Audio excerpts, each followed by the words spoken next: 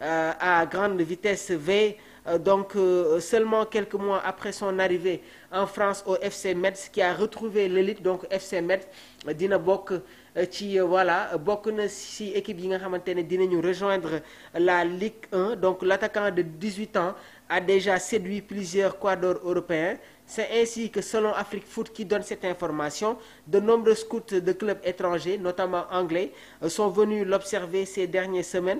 Manchester United, Liverpool et le Borussia Dortmund ont fait le déplacement et ont placé le Néo-Lion sur leur tablette. Les Messins, forts d'un contrat avec le Sénégalais jusqu'en juin 2029, souhaitent évidemment conserver ce joueur, mais face à l'incertitude budgétaire, ils ne pourront ignorer les offres conséquentes yi nga xamante ne war na jóge ci yenn club yi. Affichant une redoutable efficacité, 6 buts et une passe décisive en 17 apparitions, le joueur qui a été formé par Génération Foot a un potentiel évident pour l'avenir. Donc lu ñu leen mën a wax mooy ki nga xamante ne moom mooy Idrissa Gana Gueye, passé par Génération Foot laata muy dem ci équipe bi di FC Metz. Jamono ji nag ses statistiques en 17 rencontres am na si li nga xamante ne moom mooy 6 buts et une passe décisive. Lii nag moo waral jamono ji Manchester United ak Liverpool ñi ngi bàyyi xel le jeune talent sénégalais. Dañuy enchaîner tamit sur une autre information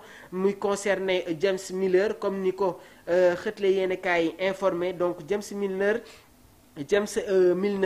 jamono ji nag ñu bëri yaakaaroon nañ ne que dina annoncer sa retraite. Donc malgré son âge avancé pour un joueur professionnel, James Milner a décidé de poursuivre sa carrière, repoussant ainsi l'échéance de la retraite. Il y a eu des records historiques. Donc Milner jamono ji nag day viser à battre le record, le plus grand nombre de matchs joués en Premier League. Il fait déjà partie du top 3 des joueurs les plus capés de l'histoire du championnat anglais, aux côtés de Gareth Barry. Vous vous souvenez de Gareth Barry, nekkoon ni tamit capitaine de cette équipe d'Aston Villa, passé par Manchester City, nekkoon ni tamit ancien milieu de terrain des Three Lions de l'Angleterre, un très bon joueur technique, palette gauche excellent. Donc moom itamit bokk na sur les joueurs les plus capés de l'histoire du championnat anglais, aux côtés de Ryan Giggs le Gallois. Ryan Giggs moom itamit nekkoon joueur bu doon football ci équipe bi di Manchester United, bokk na sur les joueurs les plus capés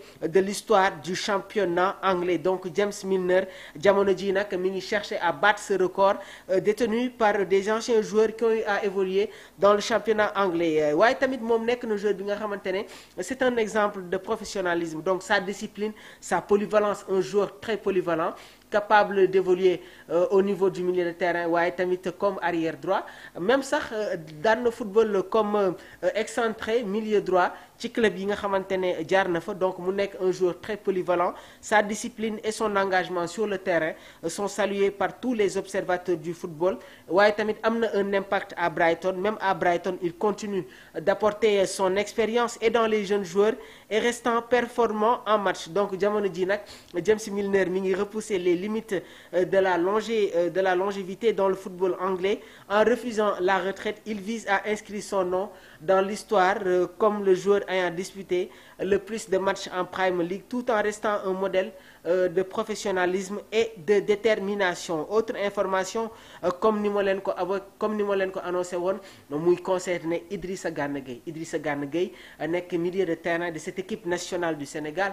Idrissa Gana Gueye qui retrouve un niveau exceptionnel, presque 36 ans, il continue d'amener un niveau important. Waaye tamit Idrissa Gana Gueye mi ngi wane ba tey un impact physique. Seetaan nañ ko contre cette équipe bi nga xamante ne moom mooy Angleterre. Il a été exceptionnel et Idrissa Gana Gueye a été repositionné comme sentinelle. Dinañu ñëwaat tuuti sur l'aspect tactique qui a été implanté par Pape Bouna Thiaw dans cette rencontre face aux Three Lions de l'Angleterre. Ba tey maa ngi seetaan match bi gars yi dem leen ci site RTS ngeen seetaanaat l'intégralité du match Sénégal-Angleterre, ngeen jël seen temps ngeen seetaan, ngeen xool exactement joueurs yi critères yi nga xamante ne ñi ngi ko doon respecté dans cette rencontre, waaye tamit le schéma tactique très important qui a été mis en place par Pape Bouna Thiaw. Waaye tamit les joueurs ont montré du caractère tout en respectant les consignes et les clés qui avait été défini au préalable par le tacticien, par le technicien de l'équipe nationale du Sénégal. Seck El Hadji Yatma maa ngi lay jaajëfal bu baax a baax di leen jaajëfal yéen ñi nga xamante ne yéen a ngi safo chaîne bi di Sport Life 221. Donc comme ni ma ko évoqué, on va rester avec Idrissa Gana Gueye, est reconnu pour ses faits de saison très performantes avec Everton et l'équipe nationale du Sénégal. Lors de la saison 2024-2025, à 35 ans, il a brillé en Premier League en étant le meilleur tacleur du championnat avec 133 tacles. Cette saison 2024-2025, Idrissa Gana Gueye a effectué 133 tacles réussis. Donc une endurance remarquable et une présence quasi constante sur le terrain. 37 matchs joués avec Everton, 33 titularisations. Il a notamment été très décisif en fin de saison en marquant des buts clés qui ont assuré le maintien d'Everton en Premier League, ce qui a renforcé son statut de joueur clé et lui a valu d'être meilleur joueur du club pour cette saison. Donc Idrissa Gana Gueye qui a prolongé avec cette équipe d'Everton. waaye nag ñi ngi leen koy wax même ci Everton il ne joue quasiment pas comme sentinelle, il est beaucoup plus relayeur parce qu'il a la capacité de projection. waaye ci match bi nga xamante ne Sénégal football na ko contre Angleterre ñu bëri ñu ngi doon xaarani la titularisation de Pape Alassane Gueye qui avait eu quelques pépins physiques. Donc Pape Bouna Thiaw daf ko doon préserver tuuti moo waral mu jël Idrissa Gana Gueye football loo ko comme sentinelle indi ki nga xamante ne moom mooy Lamine Camara au niveau du milieu de terrain ak Habib Diarra qui a été exceptionnel. Donc Idrissa Gana Gueye jamono ji nag gis na son statut de leader renforcé à l'issue de cette saison 2024-2025 en sélection nationale. Donc Gana Gueye reste un titulaire incontournable, apportant son expérience précieuse à l'approche des échéances importantes comme les éliminatoires de la Coupe du Monde. On se profile donc ñi ngi dem sur 2 matchs très importants. L'équipe nationale du Sénégal dina football ñaari match ak équipe bii di Soudan. Après nag y aura un déplacement très compliqué ak cette équipe de la RDC qui a gagné ces 2 matchs amicaux face au Soudan ak face à cette équipe du Mali ak équipe bi nga xamante ne moom mooy Madagascar. Donc ils sont sur une très bonne dynamique.